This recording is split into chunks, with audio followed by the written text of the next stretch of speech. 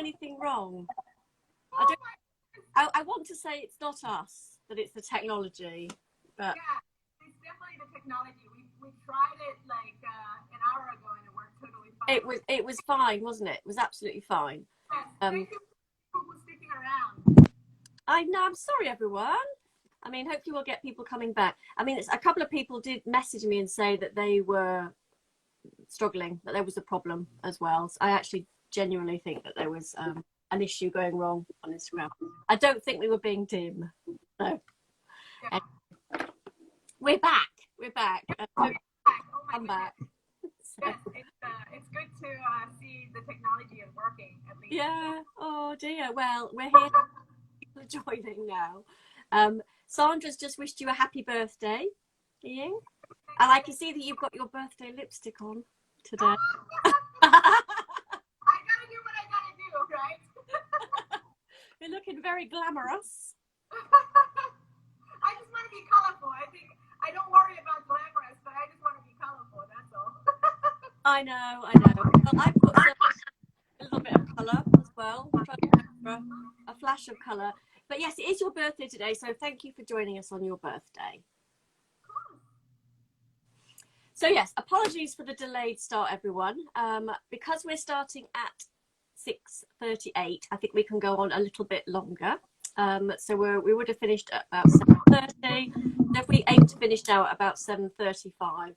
So hopefully the people that were coming on before and went will come back. And if they don't, it doesn't matter, because this is going to sit on Instagram TV anyway as a resource, as an asset, and we'll also download it and put it onto YouTube as well. So never mind. Yes. So, okay, so hello everybody. Hello and welcome. So my name's Kate and I'm the director of The Big Draw. And we've been doing these drawing conversations, part of our series, pretty much weekly recently, or for probably a good fair few months now. And every week, or nearly every week, it's my pleasure to meet to a whole range of amazing artists, designers, innovators, tech people, entrepreneurs, and I am so happy to have hopefully I would like to term my friend, and a wonderful woman called Yiying. And I would like to start by actually, I was trying to think, I've got a note here, Yiying, that says, how do you describe yourself? It's because I was just talking about entrepreneurs, innovators, designers, artists, and you're sort of all of those things. So I'm going to pass over to you to introduce yourself and try to describe how you might describe yourself, because you do, I think, a truly interdisciplinary, a truly polymathic woman. Thank you. I guess it's funny because I always had a hard time to describe myself. They're like, what are you? I was like, well, I'm a creative human being. That's all. What I have been recently come up with is this new phrase. I call myself an entrepreneur, because it's kind of a little feel like, what? I was like, entrepreneur, a artist, but also a entrepreneur. I'm so sorry to interrupt you. Is there any way that you can adjust your sound? I don't know whether it's just me, but you sound quite tinny. Oh, okay. Might be me. I don't know. It could just be. I think there is something definitely going on with the Instagram. Try now.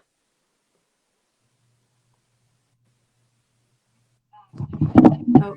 Right. Is this better if I hold the camera? Yeah. Okay, I'll just hold the camera there. I can hear you. Yeah, I think it's kind of hard to describe, but I usually just tell people I'm an entrepreneur, which is a artist and entrepreneur, if that makes sense. Absolutely. And I think just to sort of kick off, I think when how did we first sort of get chatting? I think it was after Apple and Adobe. I think that's probably where the radar connected. Yes. I think you took part. So just for anybody on the call or who watches it afterwards, so The Big Draw over the last few years has done some collaboration with Today at Apple in quite a lot of the stores, quite a number of stores actually, but one over in San Francisco. And I think that was the link with Apple, and I think obviously Adobe Fresco as well, and Adobe Max. So yes, that was where there was the initial connection. Obviously, we've talked to you a lot since then. Yeah, that's right. That was where we first started chatting. And I think one of the reasons that we were particularly keen to speak to Yiying, apart from the fact she's very funny and she's great company, is I think I wanted it to, with the next sort of 50 minutes go, I'd be really keen to thread out this notion of cross-cultural design, cultural representation, diversity, and coming back to what we do at the Big Draw, this idea of the power of visual communication, and how, I mean, we talk about it all the time at the Big Draw, the power of visual communication, how it crosses boundaries, cultures, languages, and we come back to non-verbal types of language, and indeed symbols, metaphor, and of course there are some universal ones across all cultures, and then there's variations between different cultures. And I suppose a truly global cultural iconography or lexicon needs to be quite carefully considered. And I know that we're going to be talking a little bit about that shortly. The emojis. So for us, a bit of a gift. She sort of ticks every possible box, for want of a better word, in terms of what you're doing, art and technology, champion for tech in the creative industries, and really the champion of this idea of how important, how valuable it is to have this cultural representation, this iconography, a language that we can use that cuts across all boundaries. So I think we'll thread that out between us as we go along. But just to sort of kick start ourselves, you talked a bit about being how you define yourself. Do you want to just start by explaining where you are now? I know you're in San Francisco, but in terms of where you're at in your career now, and very, very quick whirlwind of how you got there and what you've been doing over the last 10 years or so, and where you've been, because I know you are the true international. You've lived all over the place, haven't you? So. Thank you. I appreciate the intro, and I think I'm happy to just give a little bit run through of where I'm at right now in terms of what I do. Currently, I'm living in San Francisco, and I was born and raised in Shanghai, China, educated in Sydney, Australia, and London, UK. This is the reason why I have a very decentralized accent. I call it the Yiying English. I moved to San Francisco about 6 years ago from Sydney, Australia. And at the time I was moving to San Francisco, I realized that I have a role to play in Silicon Valley, especially in the venture capital tech community, because of one of the pieces of art some of you might know, which people call it the Twitter fail whale. Every single time when Twitter went down, people will see this white whale lifted by 8 little red birds. And that was my illustration that I created back in 06, 07. And it was licensed by Twitter. And since then, it just creates a global phenomenon. And that was when I got the chance to flew to New York, and also the first time I'm coming to the States back in 2009. What's really interesting is because of this connection, which is really, it's a drawing that somehow being adopted in the tech community as a service arrow page. And because of that, I was able to connect with the tech community. When I came over to the States, whether it's New York or San Francisco, I decided to have a quick 3-day stop in San Francisco. Just want to meet all the people. And it's pretty amazing. Like, most of the people I've never met in person. And because of, basically, I emailed the people I have connected several months ago via the internet because they are fans of the whale. And we just decided to throw a party to celebrate global financial crisis. This is 2009. And because of that, a lot of them are actually technology founders, and they have their companies. They all need logos and branding campaigns. So I worked with hundreds of startups during 2009 all the way to 2014.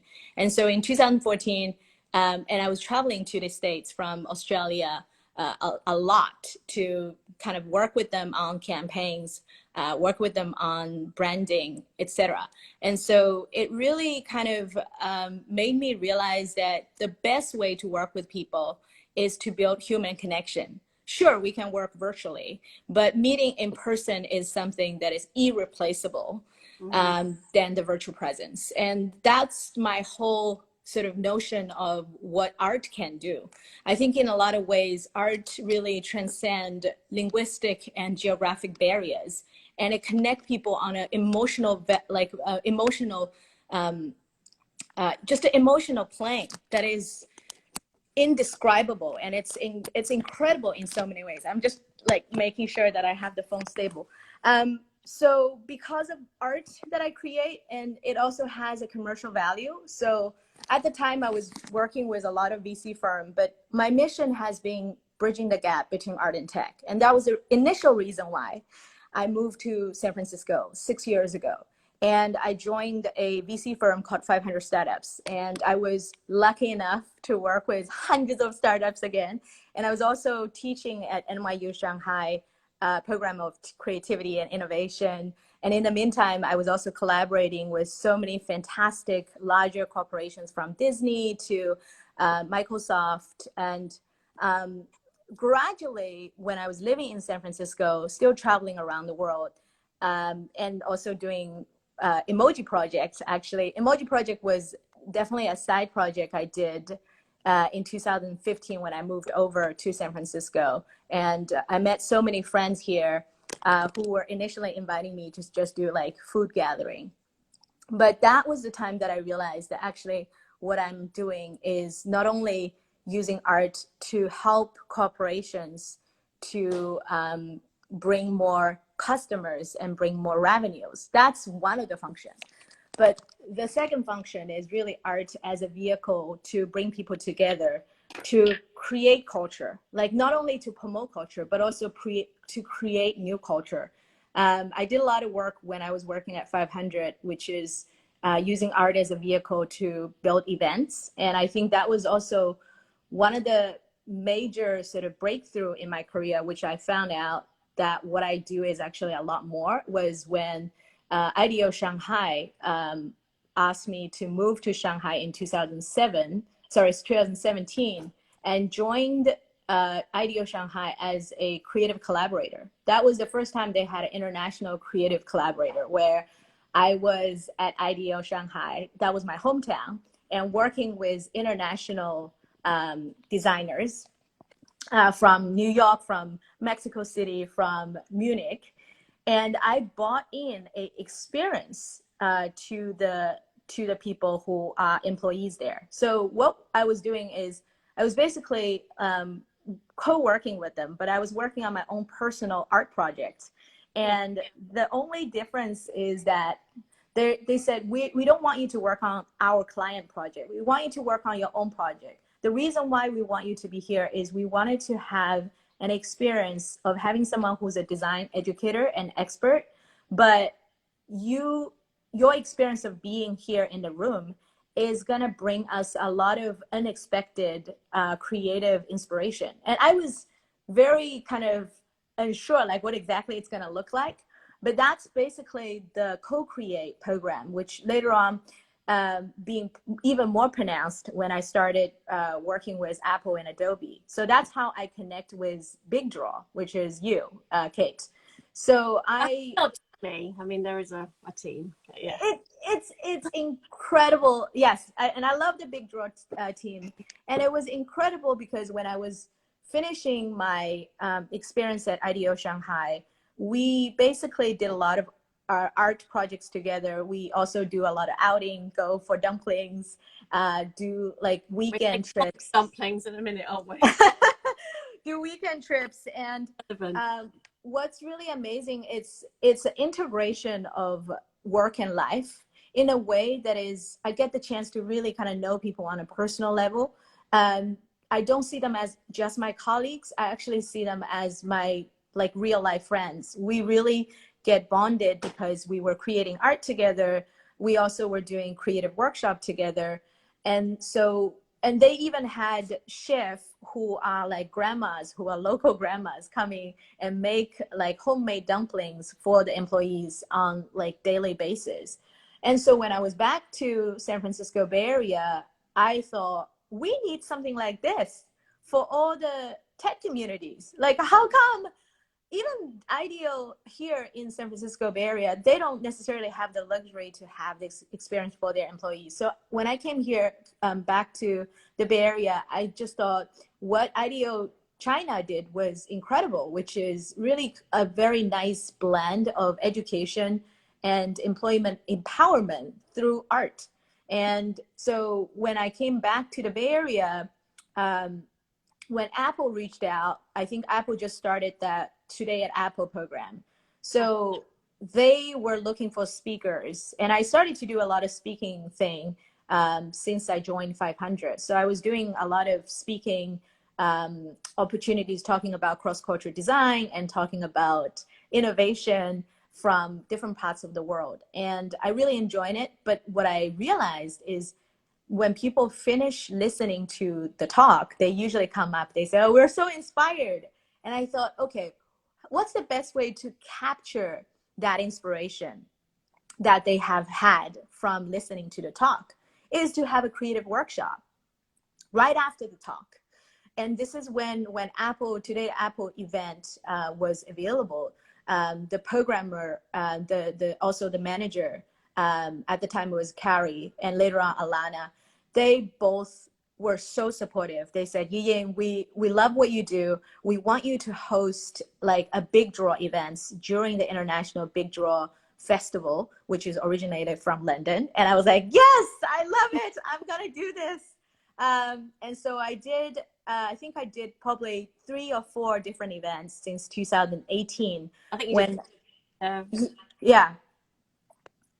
And it was incredible because at the time, Apple has their new iPads, and also Adobe just released Adobe Illustrator for iPad now, and they were releasing Adobe Illustrator for Fresco, which is the drawing app. And I was working with the Fresco team anyway, Renee and Wayne, like all these people.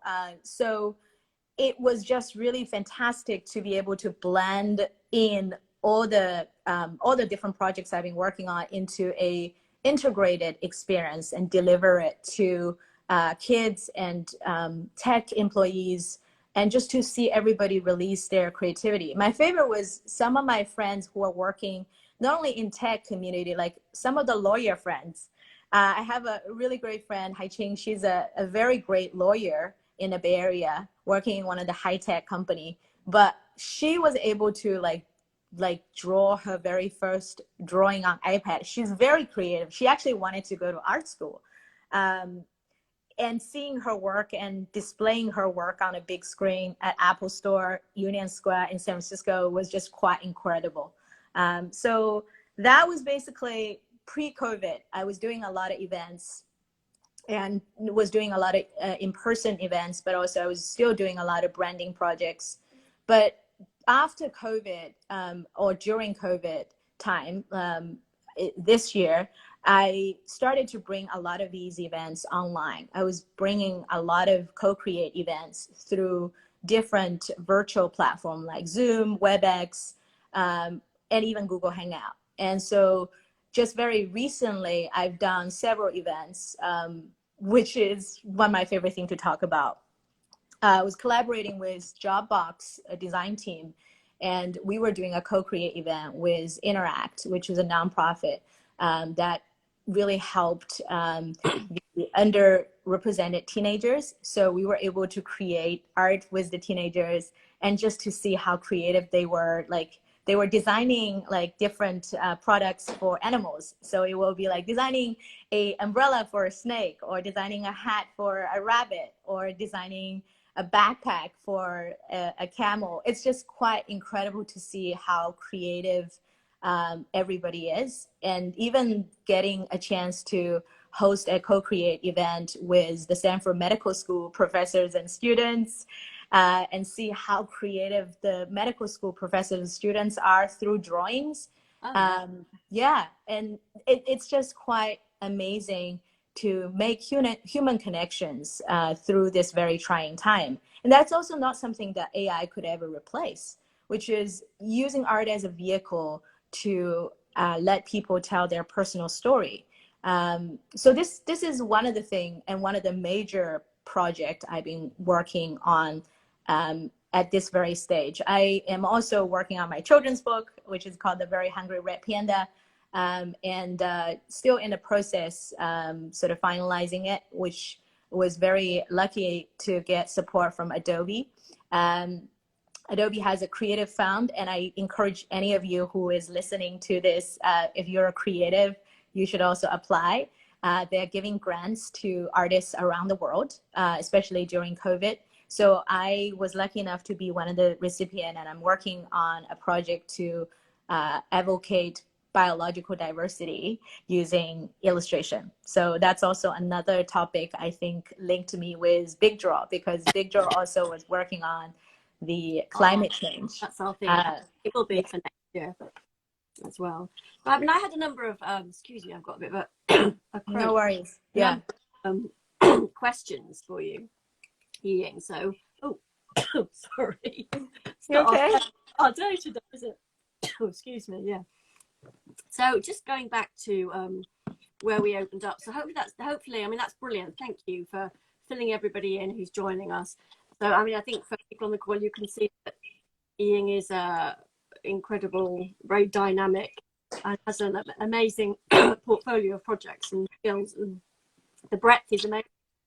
But just going to the, excuse me, yeah, don't know where it's come from. Excuse me. Going back to the emojis,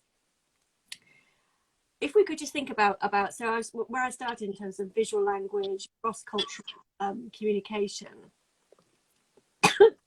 You okay, Kate? You should get some water. Yeah, go get some water. I'll wait for you.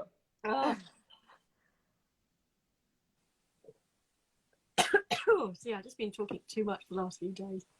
Oh my goodness. Yeah. I can totally relate to this. Line, so quite literally.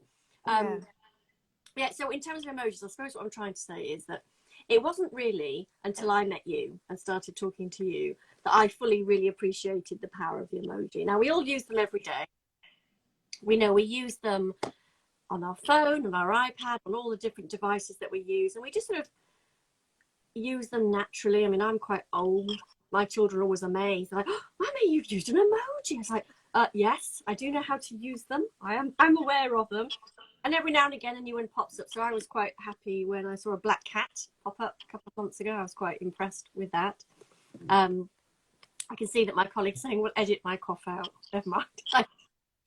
And so, I mean, but when you really start to think about it, it's quite easy, I think, to trivialize the power of the emoji. But when you really, because, you know, they're sort of cutesy and they're little and they're colorful and everybody knows.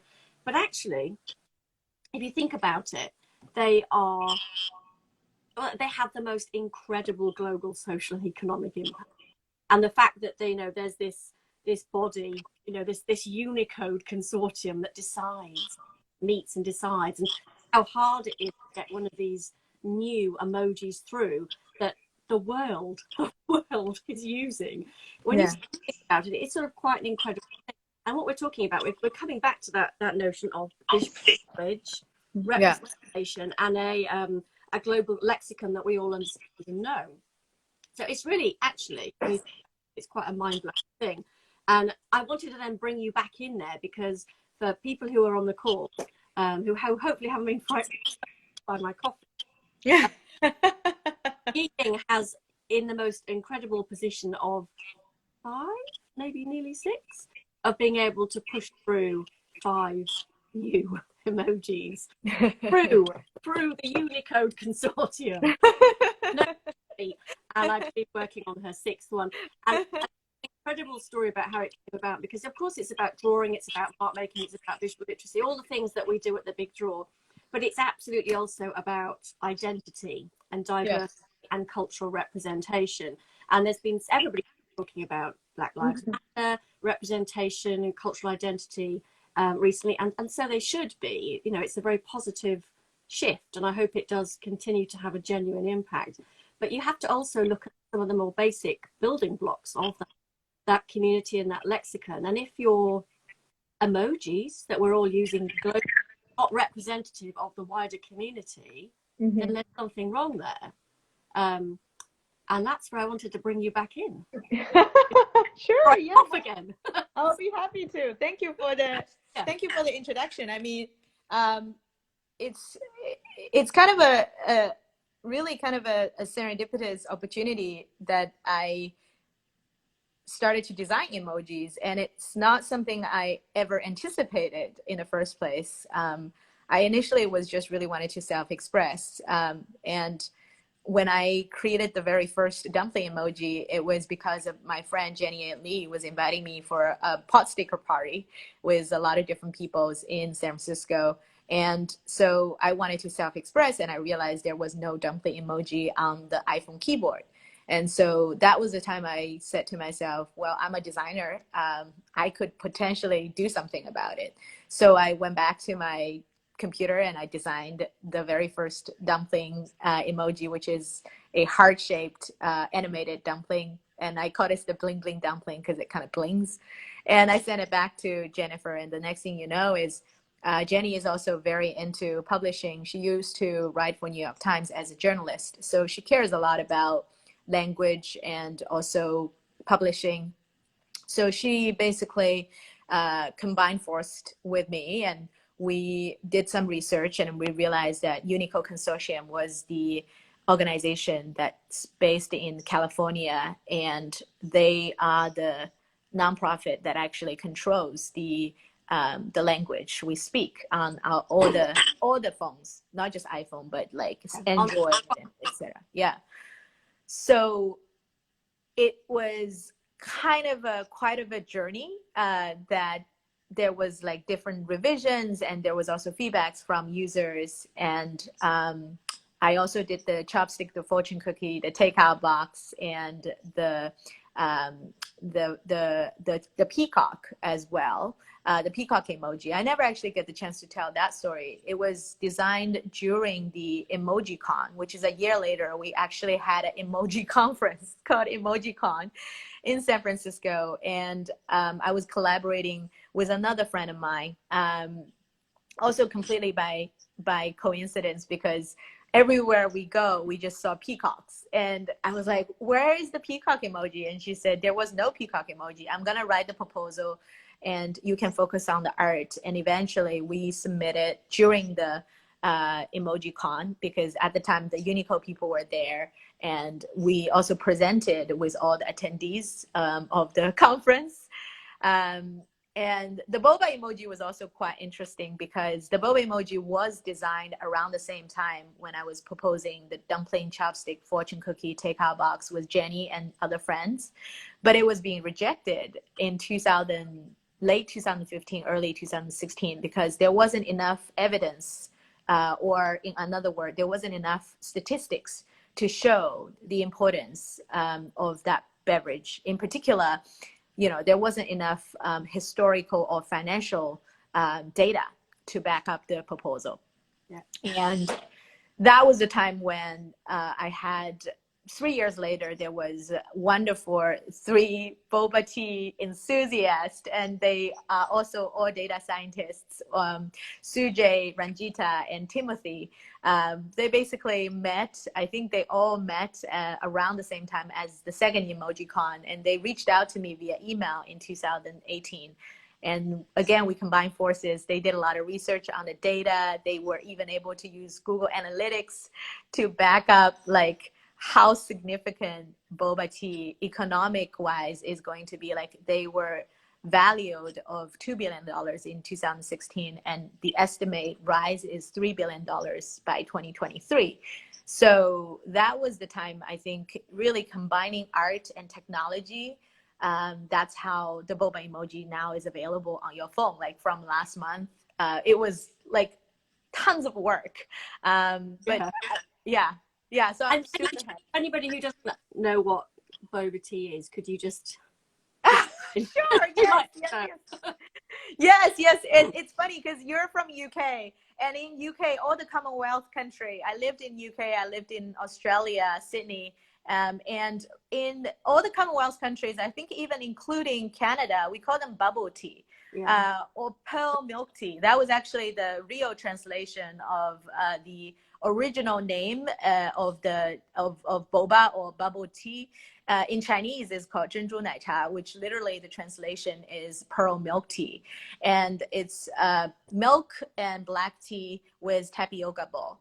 And I think it was initially sort of an invention from Taiwan, but it was really starting to get popularized around like late 90s, early 2000s.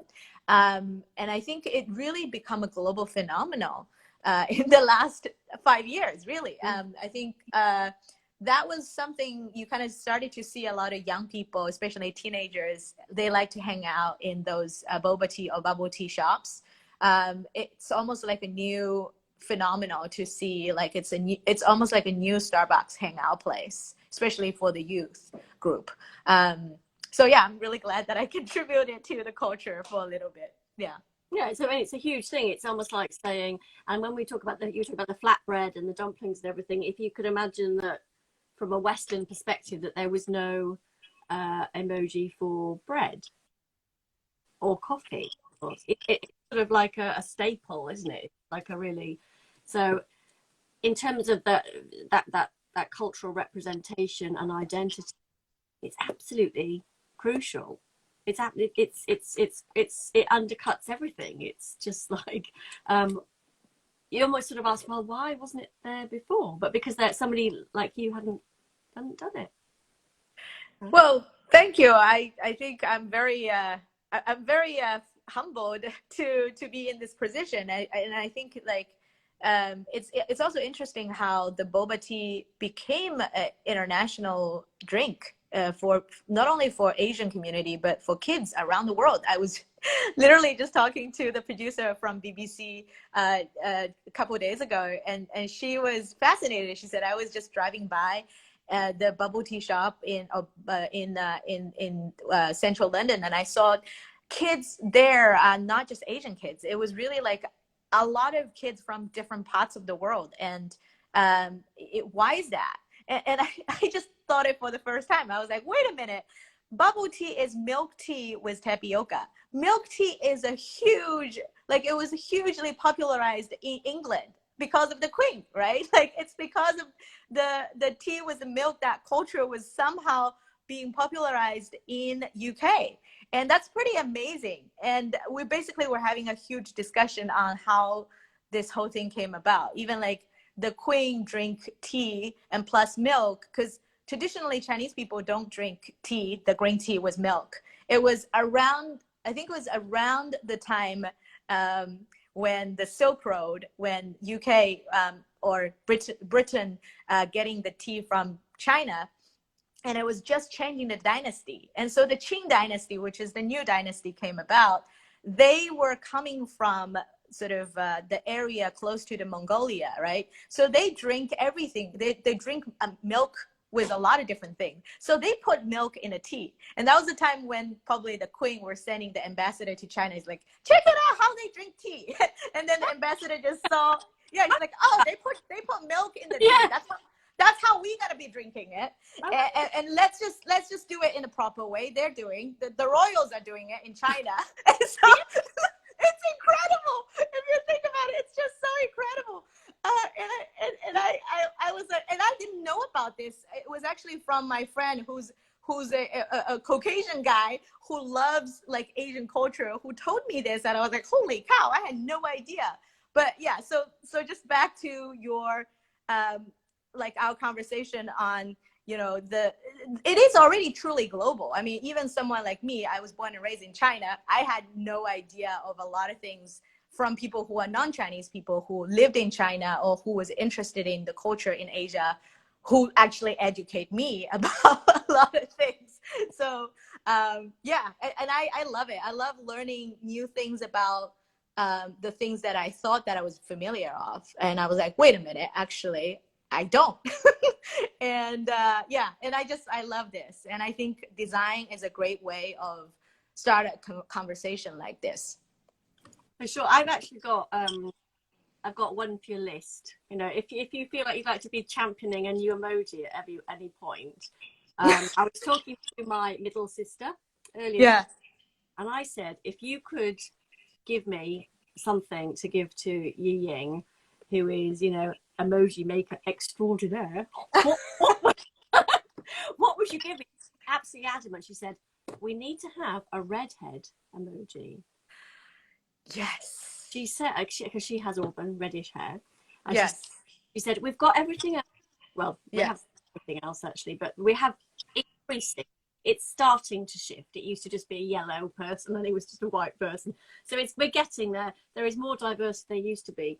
But she was quite annoyed that you could get like a woman with dark hair or blonde hair, you know, different skin tones, but you couldn't get anybody with red hair, male or female. So she wanted a ginger. She said, can we have a ginger, please? So there you go. Okay. First of all, yes, absolutely. I think it's already in the process of either in the process of making or it's in the process of approval. I'm not joking. I think no, I'm not joking. This is a serious topic that I really care about. This is something I really care about. I can speak for that because I've done my research. I even knew that there was an International Redhead Day. So this is how like well informed. I will tell her. I'll say, don't worry, it's in hand. It's in hand. Yes, it's happening. Your voice is being heard. I will tell her. Because she was quite vociferous about it. Oh gosh. So it's important. To start to spread out, unpack some other stuff that you've been taught, because it's so interesting. And you've talked a lot about the relationship between art and technology. Yeah. And actually, we think about your background, your way in. I know that you know, it's design, it's advertising, isn't it? And you've come in and I know you've done all sorts. You did printing. I think you've done letterpress. I mean, there's all sorts of different things that you've done. Yeah. But I suppose what I'm asking is, do you think that you have strengthened your position and enriched them for you to be able to have all these skills? It's that combination of the art and the technology skills together that's really helped you move forward in your career. Oh, absolutely. And I think that it's quite interesting. Literally today, there is also another release of my my conversation with folks at Web Summit, which is one of the biggest technology summit, originally from Dublin, but later on, I think it became an international thing. And so we had a discussion about art humanizing technology, or you know, how can we make technology more humanized? And we also were talking about the relationship between art and tech. This is the funny thing. The funny thing is, I did not notice. I'm a kind of a language nerd. I love languages, and I always love finding the etymology of languages. So what I discovered through my research is the actual word of technology and art is inseparable. So the word art is a relatively new word. It's actually, like in the ancient days, it was actually techne. So the word art is actually about your technique. That's why they say, oh, this artist has really great technique of drawing, right? Musicians, you have very good musical technique. But in all senses, like even technology itself is invented by human. Like whatever technology you're talking about, whether it's algorithm or these days we're talking about AR, VR, it's all invented by human. And my favorite quote was from the father of algorithm, the father of AI. His name is Donald Knuth, and he's one of the youngest Turing Award recipient and a professor from Stanford computer school. And he said this. He said, technology and science is the language that we make the computer understand, but art is everything else we do.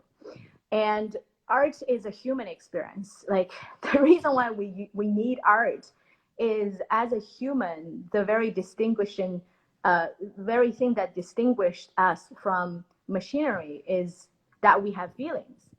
And art, whether it's through visual art or musicals and written art, art and humanity is the best way to have the human experience. And so going back to your question, it is definitely important to be able to understand the mathematical language so that I can have the technique to express myself. Or in this case, art is also a technique to self-express. I mean, the reason why emoji is important is it's a way of expression. Like little kids, I have people coming to me and say, oh my God, my 3-year-old just sent me a bunch of emoji and I totally know what he or she said. It's amazing because your 3-year-old, linguistically speaking, they probably are not even able to have the perfect grammar, but they are able to communicate through a expression that was enabled by visual language. And visual language is such a super language. And this is probably the reason why the whale becomes so popular. I mean, never before a technology failure page can be engaging millions of users around the world and creating fan art from sculpture to Lego because they resonated with the drawing. There's part of them. Yeah, and I think that, I mean, I think in a very simplistic way, that's part of the reason why the big draw is still going after 20 years. You know, we're a charity. You know that we are, Yiying, people think we're massive, but we're not. We're absolutely tiny. And I think the reason that we are, I think it's the name because it's called Big Draw. A big draw. I don't know. Anyway, but I mean, it's fantastic. We've got a fantastic global presence, but we are a very small team, as Yiying knows. But I think to your point, why does the big draw still have such appeal? Why do people still? It's because it's tapping into that fundamental instinctive nature to leave a mark. And before we speak, regardless of where we're born, there isn't, children, people for the last millennia, before they speak, they draw. Or they make a mark. And whether they make that with chalk or they put their hand and they blow around it, the cave paintings on the wall, it's universal, isn't it? Yeah. And it just speaks beyond everything else. And I think that's the real power. And to where we started the conversation about global language and having a global lexicon, having something that people can tap into, but that language does need to be truly culturally representative. That is so important, I think. Yes. So I'm just looking at the time. We're fine. So we're 20 past. Normally we'd have about sort of 6-7 minutes to wrap up, but because of our technical difficulties, a little bit longer. I suppose I wanted. So there's a couple of other things I've got on my list. I've got one thing which is actually I've got Yiying art and food because I know you love going to restaurants, and I know that you love London. Yes. Oh my God. Well, you might want to say a little bit about that. I mean, I think today we've done our drawing bit. I think I can say I've talked enough about drawing. We've done lots of stuff about visual thinking. But in terms of you and how that links in with your design background and everything that you're doing, you do have a genuine passion for London, don't you? I think you miss it. I do. I absolutely come back over. Come and join us.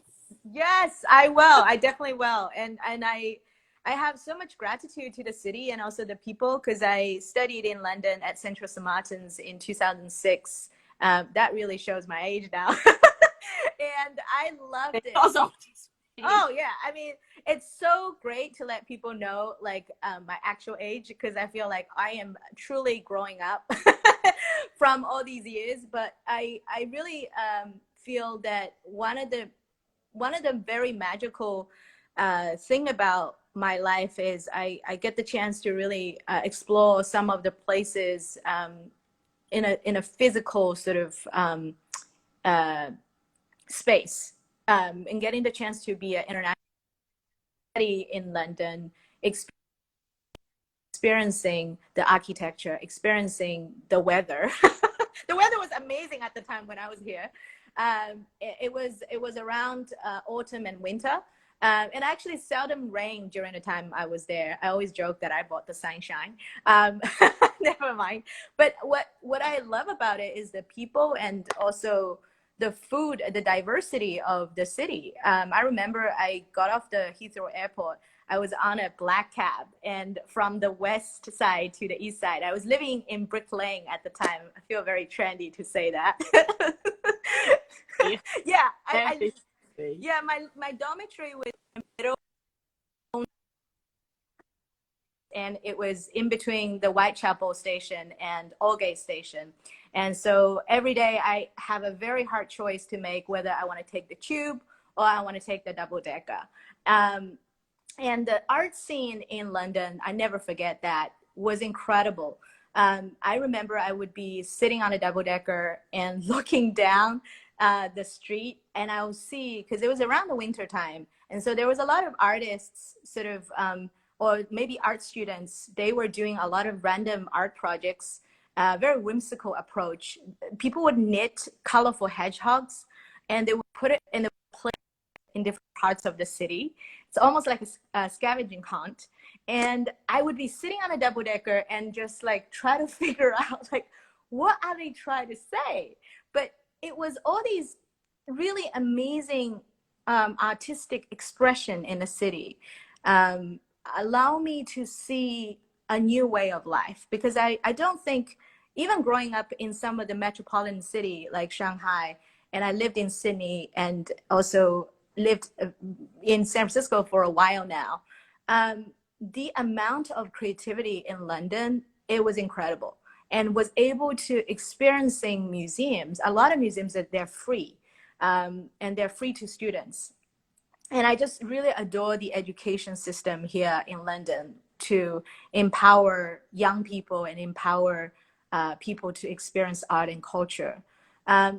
In terms of food, yes, we have to talk about food, because I was because I was living in Brick Lane, which is, as you know, a very multicultural community and area. I remember I got off the plane, was in a cab, and the cab driver was like, "What's your favorite thing about London?" I was like, "Music. What's your favorite music band in UK?"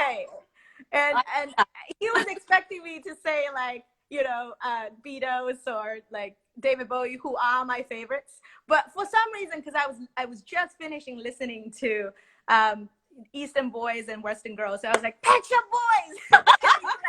You just said that, Yiying. Sandra put in the text, we know you like Pet Shop Boys. I love Pet Shop Boys. I really do. I sincerely do. I mean, I love them because even like, you know, back then, when I was listening as a teenager, I don't even check the lyrics, but I really like the tune. But my favorite thing is their album designs. It's their CD covers. They have some of the most amazing graphics. And the color was just so bold and so vibrant. And I just really fall in love with the tune and also how they present themselves in a graphical form. But going back to food, it's funny that when I was getting off the plane and getting off the cab, when I landed in Brick Lane, and back then there wasn't like Zoom or even Skype wasn't that popular back then. So I had to get an international phone call to call my parents and letting them know that I'm safe. And I remember I had to go to a shop, and the shop owner gave me one of those phone cards that says, "Hello, Bangalore." Yeah, it was because there was a lot of Bangladesh and Indian immigrants owned shops in Brick Lane. So that PC shop, that computer shop that I got my phone call was owned by a Bangalore fellow, and he was selling me these phone cards that says "Hello, Bangalore." I just love how incredibly diverse it is. And I lived in the apartment when I opened up a mosque. It's a beautiful Arabian sort of scene. And so I was just asking myself every day when I wake up, where am I in the world?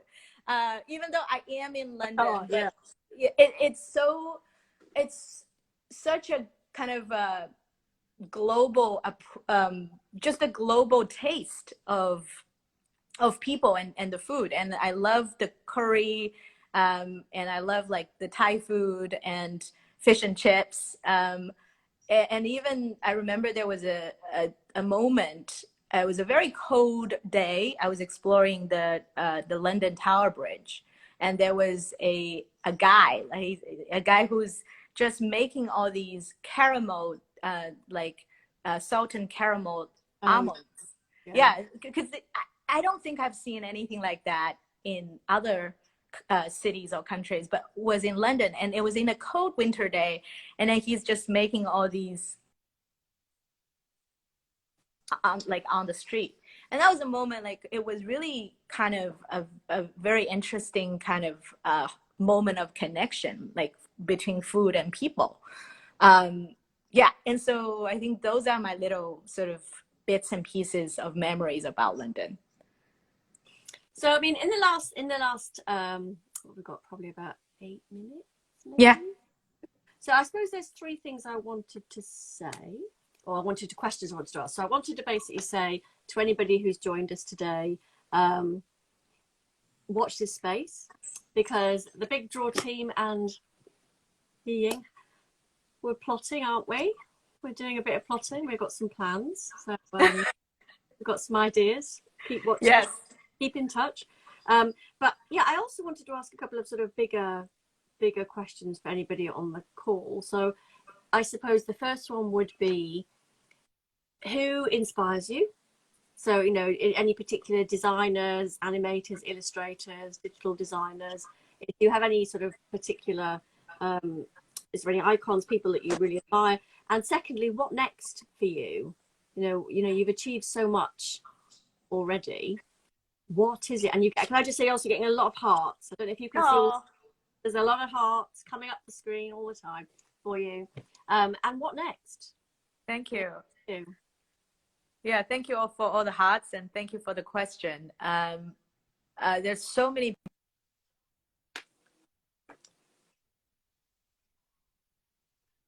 Whether it's my life, but one of the, one of a very memorable moment, very memorable person is Mr. Milton Glaser, who created the I Love New York icon.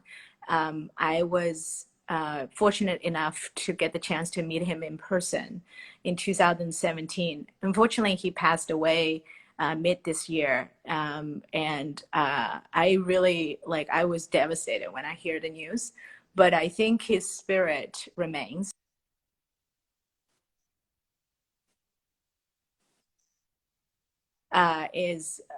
We were having the discussion about what matters in life. And he said this, and I'll never forget. He said, money, fame, and prestige are all bullshit.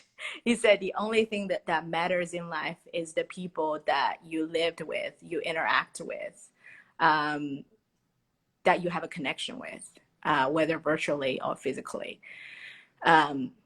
He said, nothing else matters. And that was just so true. And so much so, I think it helped me to kind of re-examine my relationship with myself, but also my relationship with everybody around me, whether they're friends or colleagues or families.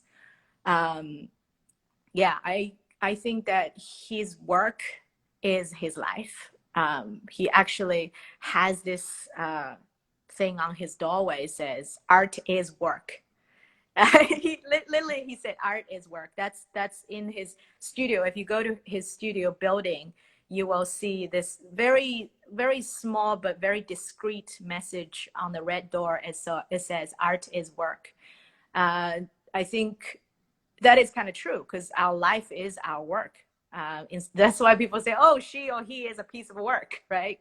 And yeah, so I guess that was one of my he's definitely one of a very important inspiration in my creative life. And yeah, there's so many other people I could mention, but I think definitely, I think Milton has had a huge impact in terms of my approach to life. What's next? That is a good question. I think that I wanted to focus on the present. I always think that if I can just focus on the now, I'll be okay. I don't want to plan too far, because let's face it, 2020 is the best lesson. You can't plan things ahead, because you just don't know what's going to be happening next, universal wise, right? But all I can do is, I think, another thing I think Conan O'Brien said, this is one of my favorite author and comedian, and he's also an educator. He goes to lots of schools to teach the young kids about different things. He's not only entertaining, but also really educating and informing people. And I really appreciate, he said, if you work hard and be kind, amazing things gonna happen. I think I'm just gonna follow that motto. I'm just gonna work hard and be kind and see what amazing things gonna happen. That's my next. I think that, yeah. I Yeah. mean, I think that it's worth underlining. I mean, you can describe it in lots of different ways, but a phrase that you Yeah. often hear over here on this side of the pond is in some sort of a socially engaged practice. But basically, not a commercial shit, is that you care. You care, and it's about that giving back to the community and about it being embedded in something and having a legacy and actually meaning something. So it's still good, it's still high quality, it still generates a revenue, it still pays the bills, it's still fulfilling, but it has more. There's a more to it. I know that you're an incredibly giving person. I know that socially engaged aspect is a big part for you of your work as well. Yeah, and I think it's interesting to kind of almost, this is also something I'm really interested in doing, which is looking at the existing landscape, understanding how things are working in an existing landscape. One of the mission definitely in my life is to also tangibilize the value of art. When I say tangibilize, is that people who are investing, when we're talking about investor, right? People are investors in, like, most of the people's notion is investors are the people that put money into something. What is money? Money is energy. And if you think about it, socioeconomic gain or even business itself are run by people. At the end of the day, whether you're doing B2B business or you do B2C business, business to business, business to consumer, it's always people to people. It's always P2P. And so I have a strong belief that if you can making sure you're investing in people, and when you find the right way, it's the conservation of mass, it's physics, the finance. So this is, again, something I am also working on, which is showcasing the actual tangible value of art. That's also a big, it's seemingly a big challenge. And I don't believe that. I think that there's a will, there's a way. The reason why that parents do not really feeling confident to send their kids to art school, or even the kids, I have so many people who are lawyers and accountants and who came to the big draw events at Apple and say, Yiying, for the longest time, I actually wanted to be an artist, but my parents, didn't support me, or I feel scared. I kind of just withdraw my art school application the last minute because I couldn't do it because I'm afraid that I won't be able to have a sustainable career.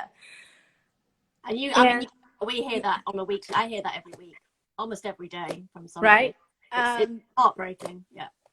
That is something I wanted to be able to change. Hopefully I would be able to contribute to be able to be in part of the changing process. The reason why I think it is important to be not only not only surviving, but also striving as an artist to show that art actually has commercial value. And that's exactly what I've been doing in the branding space, right? I helped hundreds of startups raising millions of dollars. I remember one of my favorite moments was I was giving a talk to a bunch of young female communication leaders about an example that I did for an Australian sushi chain, which is now commercially very successful. They open up a lot of international branches. I did this project called Wasabi Warrior. They had a pretty terrible brand before called Go Sushi, and it was about to be bankrupt in 2008 during the financial crisis. So in 2009, I worked with the team and I came up with this complete new design. We redesigned the shop, redesigned the packaging. The food is still the same. It's the same content, but the way we present the food using art, using drawing, as a new mascot, completely transformed the business. Now it becomes a 200 million turnover business, one of the best sushi chain in Australia. After I was giving this example, like there was two girls sitting in the front row just started to cry. And I was like, what's up? We're like, what happened? And they said, I wish that when I was growing up, like my parents could hear that talk, because the reason why we're in business marketing is we couldn't go to art school, and doing business and marketing is the closest we can be still creatively self-expressed, but also being able to work in tech and getting our bills to be paid. Yeah. So this is not a job, and it's not a career. It's a calling, and I always joke about it. I think lifestyle. It's a lifestyle. It's a lifestyle. It's a lifestyle. Yeah, I think it's a choice, right? It's a choice of lifestyle, and I think a lot of times I think a lot of my choices are not my personal choices only. I think it just happened to be something the world needs, and the younger generation also needed that. And so, you know, sometimes I'm like, why am I even here? Right? I left my parents in Australia, and my grandparents and my immediate family in Shanghai. Like, I travel so far away, but moments like this, having people like you who are my extended family, like Sandra, who's listening, who's also part of the team of Big Draw. And I also gonna be celebrating my birthday later on with Chef Martin Yan. It's gonna be so fun to do more art for chefs. I'm sorry. We're sorry we can't be with you. No, it's fine. No, I told him we will go over. But I just want to say that, you know, I really feel very lucky that I get the chance to have a global family, because the work I do, because the drawing that I make, and having the opportunity to connect with people on a personal level, on the level that actually share the same mission and purpose. It's amazing. It's really amazing. It's such a gift. So what's next? I will be finding more family members like yourself, and we will be working on some amazing projects together. Well, can I just say, it's a privilege for you to say that we're part of the together. That makes me feel very, very happy. And we've literally got a few seconds left, so I was going to just ask you and ask myself, if you like, for a final thought. And I wanted to just pick up briefly on something that you said probably about 10 minutes ago. And I suppose it's sort of top tips and things. I mean, I'm old. I mean, you're not really old, but I'm feeling very old these days.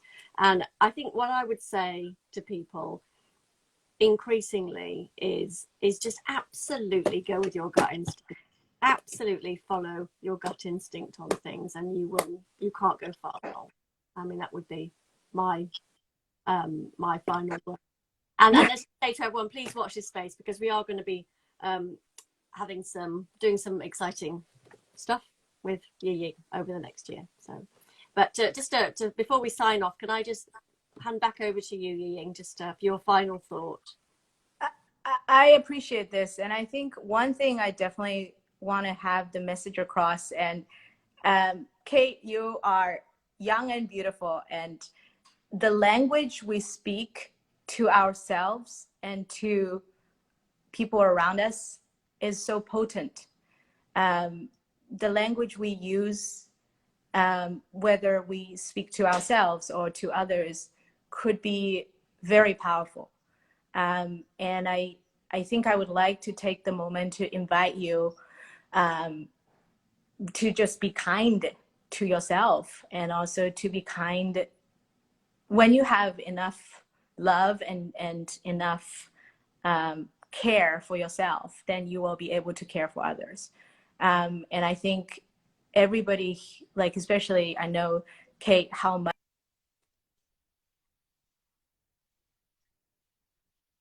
hard it is to run a charity.